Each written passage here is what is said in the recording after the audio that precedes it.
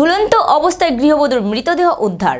জানা গেছে মেলাঘর থানার অন্তর্গত মেলাঘর চর এলাকার বিশ্বজিৎ বর্মনের স্ত্রী পার্বতী বর্মন দেবনাথ শনিবার দুপুরে স্বামীর বাড়িতে পরিবারের অন্যান্যদের উপস্থিতিতে ফাঁসিতে আত্মহত্যা করে। গৃহবধূর ঝুলন্ত মৃতদেহ উদ্ধার। জানা গেছে গৃহবধূর স্বামী, 2 ছেলে ও 1 মেয়ে রয়েছে। পরবর্তী সময়ে পরিবারের অন্যান্যরা পার্বতী বর্মন দেবনাথের ঝুলন্ত মৃতদেহ দেখতে পেয়ে চিৎকার শুরু করলে আশেপাশের বাড়িঘরের লোকজন ছুটে আসে। খবর দেওয়া হয় মেলাঘর থানায়। খবর পেয়ে মেলাঘর থানার পুলিশ ঘটনাস্থলে দ্রুত ছুটে এসে মৃতদেহ উদ্ধার করে ময়নাতদন্তের জন্য হাসপাতাল মর্গে পাঠিয়ে দেয়। খবর পেয়ে ছুটে আসেন মৃত গৃহবধূ পার্বতী বর্মন দেবনাথের বাবার বাড়ির লোকজন।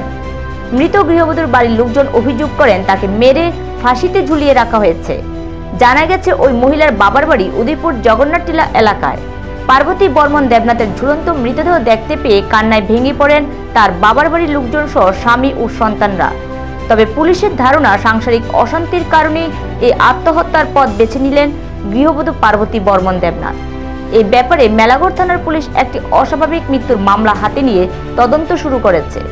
পুলিশ সূত্রে জানা গেছে ময়না তদন্তের পর পার্বতী বর্মন দেবনাথের মৃতদেহ তার পরিবারের লোকজনের হাতে তুলে দেওয়া হয়।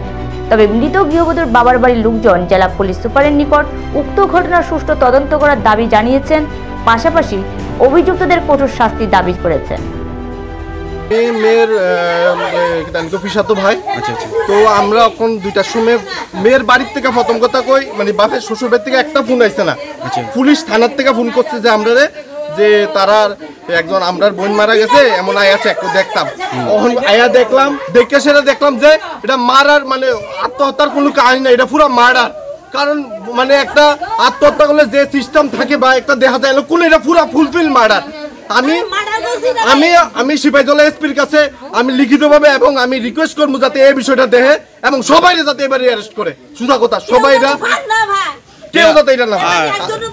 বিয়ের পর কি আপনাদের যে বোন বা কোনো অশান্তি এমন কোনো আপনারা খবর পাইছেন? মাঝে মধ্যে তো অশান্তি হইতো, কিন্তু এখন যে কি হইতো না এটা আমি সঠিক জানি না। কিন্তু আজকে যেটা হয়েছে এটা তখন আমি যেটা দেখলাম এটা ফুলফিল একটা মার্ডারে একটা রিটার্ন করছে, এটা হত্যার কোনো ইতানি নাই, মানে আত্মহত্যার কোনো ইতানি নাই। নিজস্ব প্রতিনিধি রিপোর্ট, এশিয়ান টাইমস।